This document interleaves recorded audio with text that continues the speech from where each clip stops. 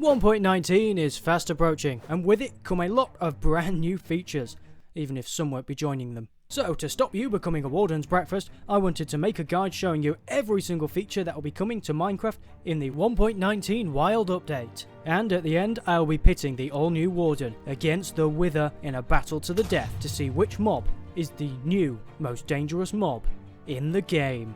So comment down below which one of these you think will win this epic face-off. Anyway, on to the all-new features. The Wild Update introduces two new biomes to the game, the Mangrove Swamp and the Deep Dark. The first one I'll be looking at is, of course, the Mangrove Swamp. Now this doesn't actually replace the old swamps, it is actually just an additional biome you can find within your Minecraft world. And may I just say, it looks awesome.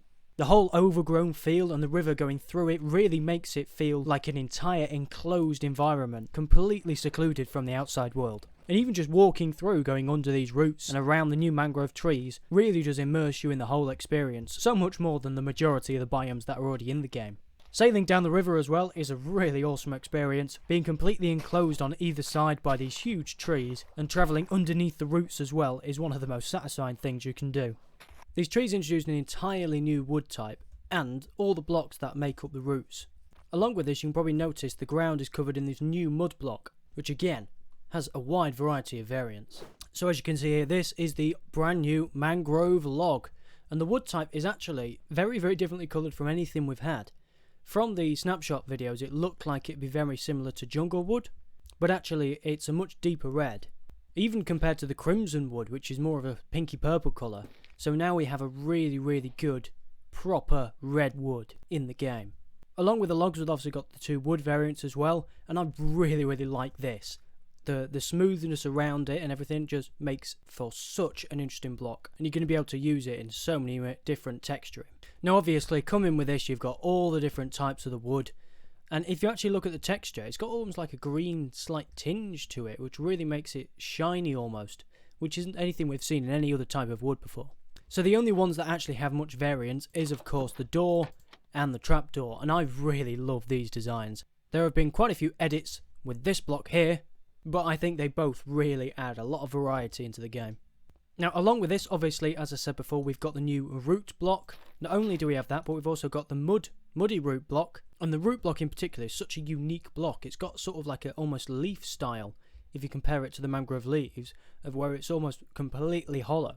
So I'm sure there's going to be a lot of potential there. Now lastly, we do have the mangrove propagule, which, unlike all the other saplings, this one actually grows on the tree rather than from the leaves, and so you can actually farm it without taking down any leaves. Now how this grows is actually really interesting compared to all the other types of trees.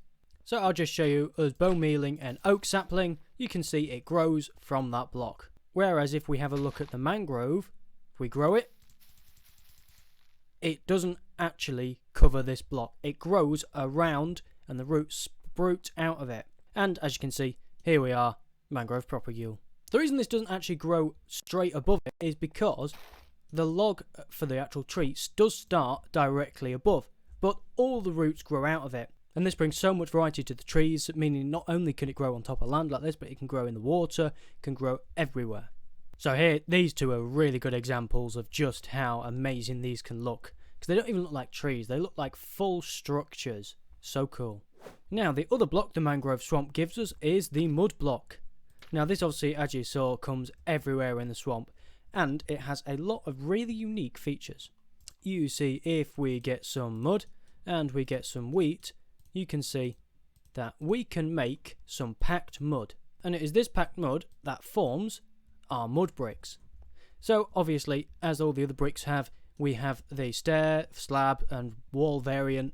And the actual texture of these mud bricks is actually different from all the other bricks in the game. Obviously we've got the stone deep slate and then the black stone bricks are all the same texture, just different colours.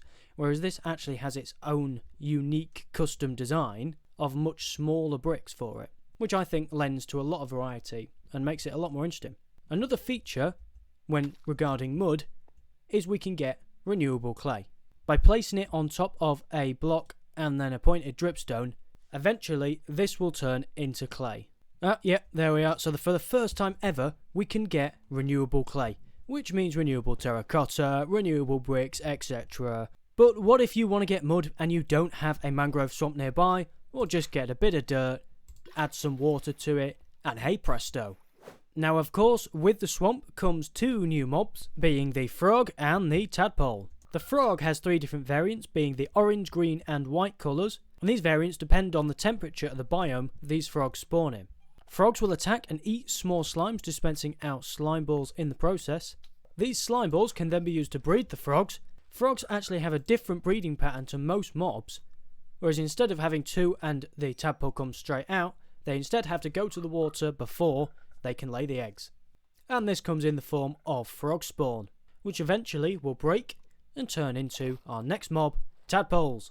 Now tadpoles are of course the offspring of the frog, and they spawn from this frog spawn, and the same as all baby mobs, eventually these will grow into frogs. And depending on which biome these grow up in will determine their variant.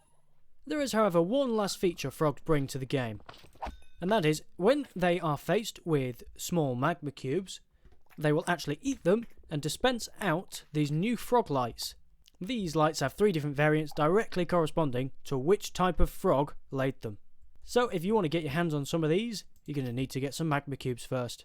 The second biome added to the game is of course the Deep Dark. This biome is where the ancient cities generate, more on them later, and it's also where you can find all the different variants of the sculk blocks. Hey look, our tadpoles have grown up. The three main sculk blocks are of course the sculk catalyst, the sculk sensor and the sculk shrieker. The sculk catalyst transforms XP into sculk blocks. If a mob dies within 8 blocks of the sculk catalyst, the surrounding blocks will be replaced by sculk, with sculk veins also generating. This doesn't have to be a player kill, it can be any type of death. When this XP goes into these blocks, if the sculk catalyst has already created a block from the XP, further deaths can add more XP to this block, up to a total of 1,000 experience points per block. On top of this, sculk shriekers and sculk sensors can also generate via mob deaths around a sculk catalyst. This can then be broken at a later date to give XP back, meaning we now have a stackable form of XP. The sculk sensor is probably the most well known of all these sculk blocks. Sculk sensors detect any vibration with a 9 block radius and emit a redstone pulse when activated. The strength of the redstone output from a sculk sensor actually depends on the proximity it hears the sound. So if it's far away, it will have a really small output, whereas if it is very close, it will have a much larger one. The one way to stop a sculk sensor detecting vibrations is to use wool. Sneaking will stop a sculk sensor from being activated, however if you step on top of it, it will still detect it. If a sculk sensor is activated within 16 blocks of a sculk shrieker will be activated. Unlike the sculk sensor, a sculk shrieker cannot detect vibrations. It can only be activated by a nearby sculk sensor, by redstone, or by a player standing on top of it. The sculk shrieker has a cooldown of 10 seconds, meaning that if you have activated a sculk shrieker, no other sculk shriekers can activate within that period. The sculk shriekers also have 2 warning fires, which means if you activate it twice, nothing will happen. On the third, however, it spawns the Warden. But before we get onto that, let's have a look at some of the technical features added in 1.19. 1.19 brings with it a place structures command. This means you can type place structure and then whichever structure it is and generate it in your Minecraft world. Another thing added to 1.19 is Spectator mode. Now Spectator mode has been in Java edition of the game for a very long time now, however it is still absent from the Bedrock edition. That will change once 1.19 releases, with Bedrock edition now getting its own version of Spectator mode, where you can't interact but fly through blocks as if you were basically a ghost, bringing the two games much closer together in the continuous fight for parity. Okay, enough of the technical features. Let's have a look at a few more items coming in the Wild update. So, we've had the normal chest. We've had the minecart chest. Now it is time for the boat chest to shine. 1.19 adds, of course, the boat chest, where you can add 27 inventory slots in the boat. This, of course, comes in all 7 variants of wood, including the new mangrove wood. It also means we can transport 46,656 diamonds across the ocean. And look how cool this looks! Got a little chest in the back of my boat. Now there have been quite a few people who have thought that the fact you can pick up a boat and chest means that everything inside will act like a shulker box. So all of this will be picked up in here. That is not the case, as you can see right there. And my game's laggy. Another of the 4 mobs coming to 1.19 is the Allay. As the winner of the last mob vote, the Allay actually introduces some really unique features into the game. If you give an Allay an item, it will go out searching for that same item. If it finds more of that item, it will return them all back to you. You can also program it to link to a note block. So if it picks up any more items, instead of throwing it to you, it will throw it to the note block. Once an Allay is tamed after being given an item, it can't be harmed by the owner. The Allay also has regeneration ability, which makes it even harder to accidentally kill it. You can also take the Allay's item away from it by left clicking and change it out for a different item. Allays can spawn inside a pillager outpost. They also spawn inside the jail cells of a woodland mansion. 1 to 3 Allays can spawn per cell. Another item coming to 1.19 is the goat horn. A goat horn is dropped after a goat rams into a tree or any other hard block around where the goats naturally generate, such as copper, emerald or iron ore, packed ice or even stone. I've been stood here ages, waiting for a goat to ram into a tree. When a goat does ram into a tree, it will lose one of its horns and drop it as a goat horn. Each different variant of goat horn has a different sound. There are 8 different goat horns. The first 4 you can get from a normal goat when it rams, and these are Ponder, Sing, Seek, obviously being the pillager cry, and Feel. The last 4 you can only get from a screaming goat when it rams. These ones are Admire, Yearn,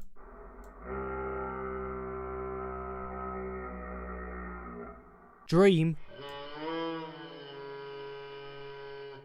and lastly, Call.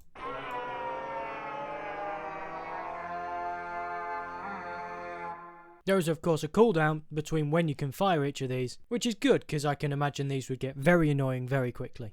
Now it is time though to have a look at one of the most exciting things coming to 1.19. That is of course the ancient city.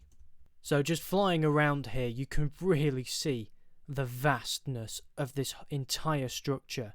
So many little details around, all the different passages and pathways, and most importantly, look at all the loot chests. Oh, this is a cool archway.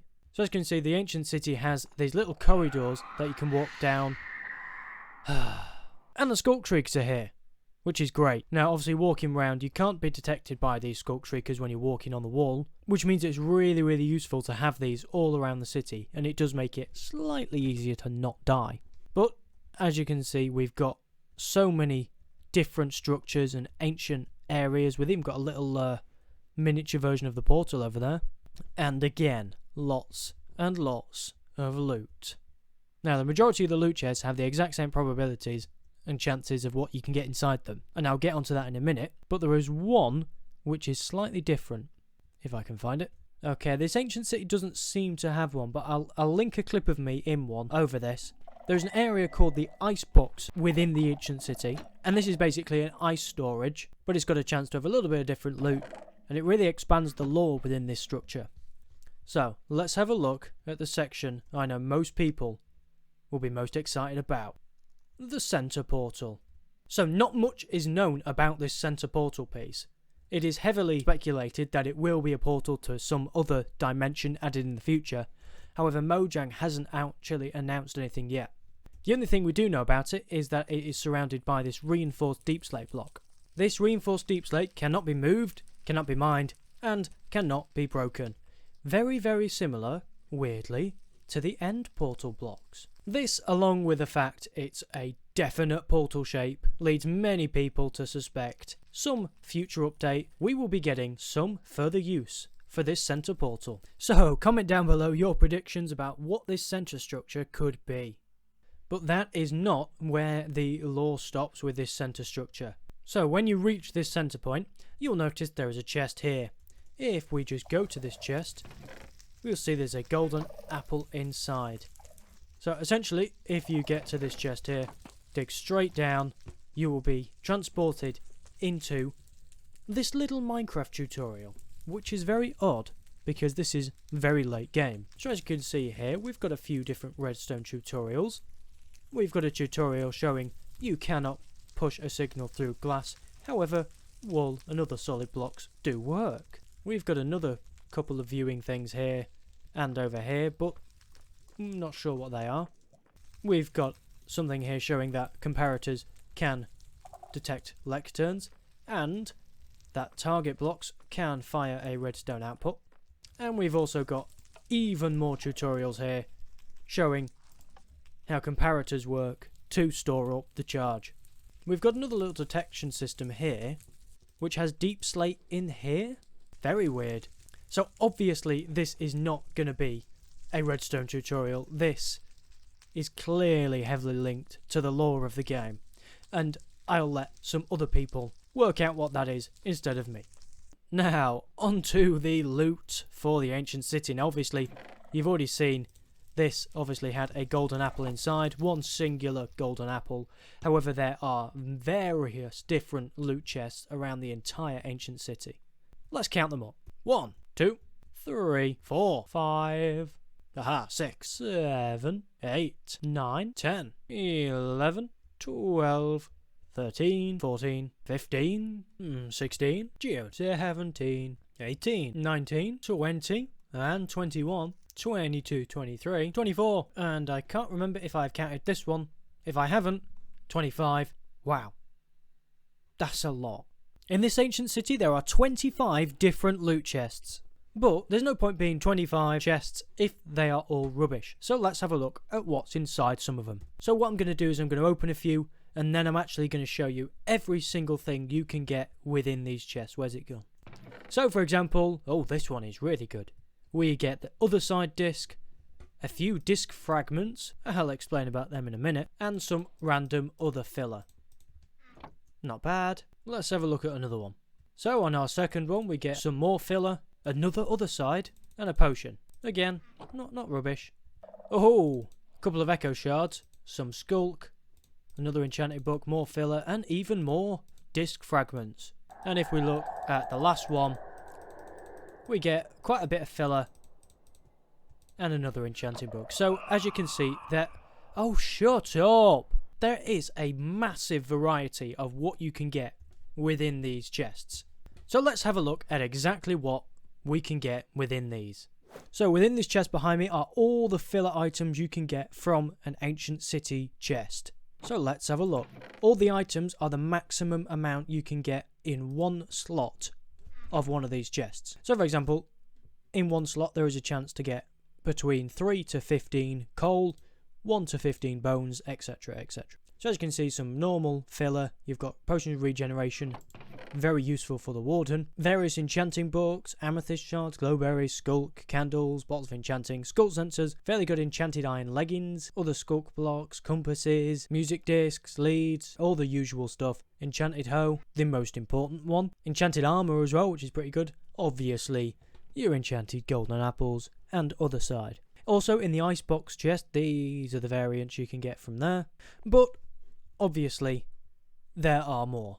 There are some exclusive items you can only get from the ancient city chests, and they're right here. So obviously, as you saw, I found quite a lot of these disc fragments, and as you can see, if we get 9 of them, we can craft that into the brand new disc 5. But let's have a look at what else you can find within these chests, and that is the Echo Shard.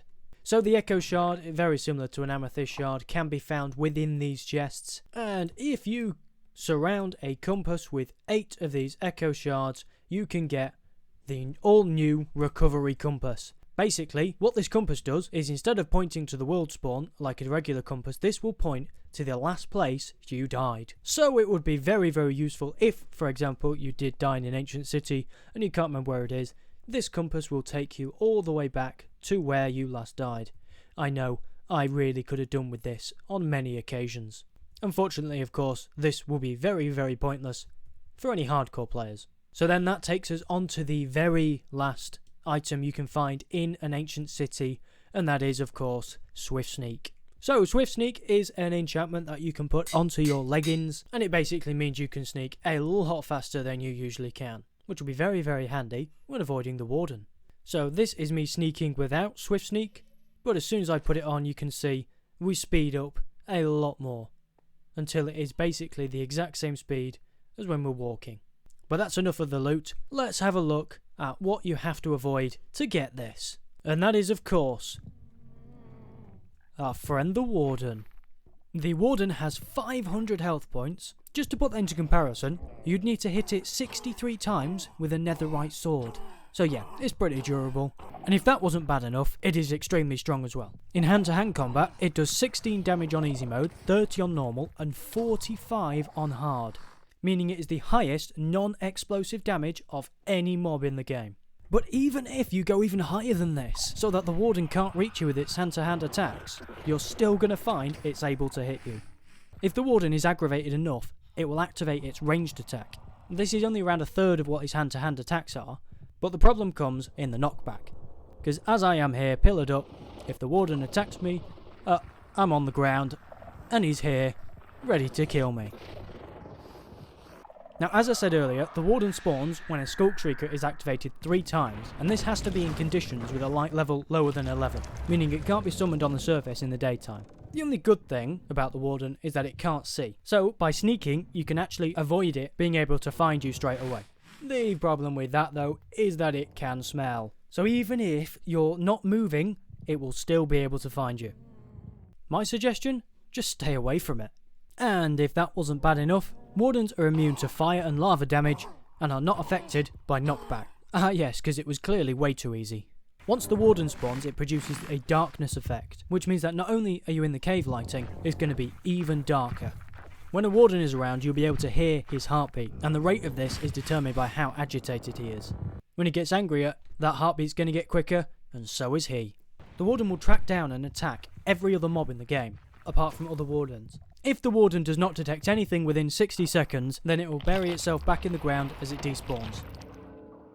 This brings us onto the thing you've all been waiting for, to see whether or not the Warden really stands up to the previous most dangerous mob in the game, the Wither.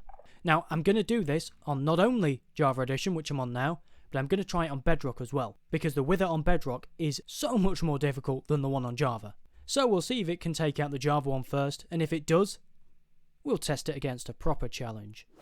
So here we are, let's see how the Wither stands against the Warden. Right, Warden's seen him. The Wither so far is the only one to have landed any shots. Oh, but there's that ranged attack going. It doesn't seem to have done much actually. So the Warden is doing a little bit of damage, but it really is not much. Every now and then, once he does one of his ranged attacks, he really takes a bit of a chunk off the Wither, but he is tanking those Wither skulls, and he does not even seem fazed by them. Oh, he's gone. About a fifth of the health gone, and the Wither wins. That didn't really seem like a very fair representation though, because the Warden couldn't even get a hit in. So let's make it so the Wither can't fly away, and see how he really stacks up against these massive hits from the Warden. Okay, so I've made a Bedrock cube and spawned the Wither in, so let's see how the Wither actually goes against the Warden when he cannot fly away. And oh my, what? No way! That was like 10 hits. That was genuinely like 10 hits. What? What did I just see? The Wither got absolutely destroyed. Now, you know what? I'm going to increase the challenge a little bit.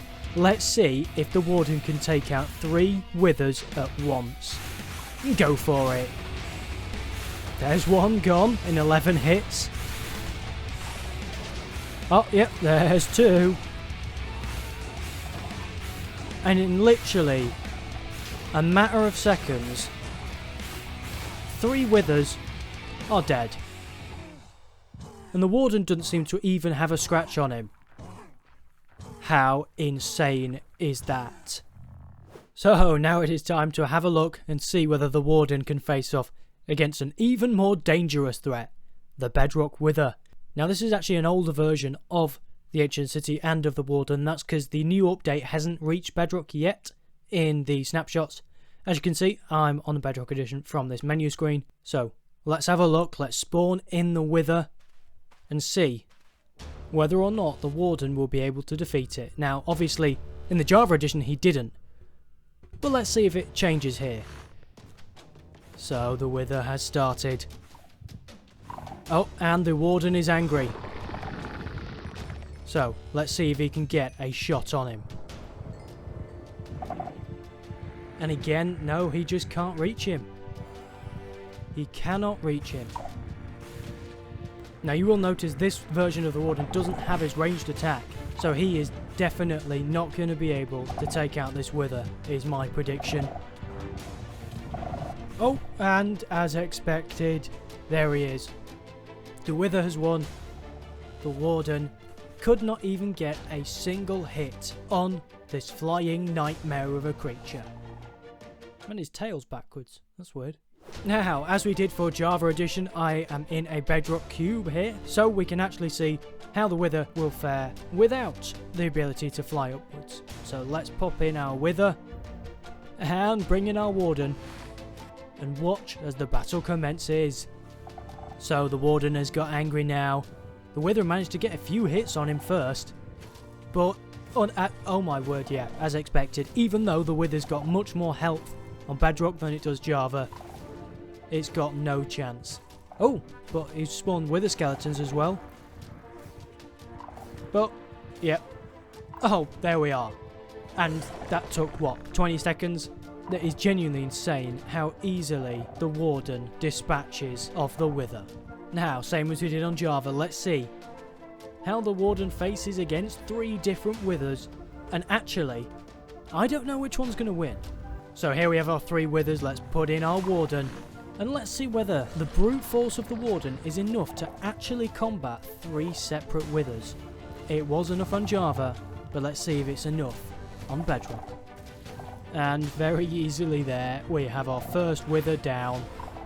So, again, very easy. Second Wither down. 1 to go for the Warden. Can he do it? Can our Warden... Oh, he's been distracted by the Wither skeletons. Can the Warden take out 3 Bedrock Withers in a row? He's close. He's halfway on the last one. He's getting there. He's almost there. Oh, and the Wither's taking him out! Wow, that was so close. But that just shows how incredibly insanely powerful the Warden is. 3 Withers on Java, very easily. Almost 3 Withers on Bedrock. Easy, easy as you like. So from that, we can see that it is absolutely indisputable that the Wither is nowhere near as strong, nowhere near as durable as the Warden. In a controlled 1v1 head-to-head, the Wither doesn't stand a chance. As we saw, even 3 struggles a lot. But it is obviously the fact that the Wither can fly that really trumps the Warden's skill in a real-life Minecraft world environment. But that brings an end to all of our 1.19 features. There are a few tiny little bug fixes and changes here and there, but that are all the features that are going to be of significant importance come the 1.19 Wild Update release. But while we know the Warden is difficult, it is hard to actually gauge how difficult it's going to be to raid an ancient city. So to find out just how difficult that is, click right here, or I do just that.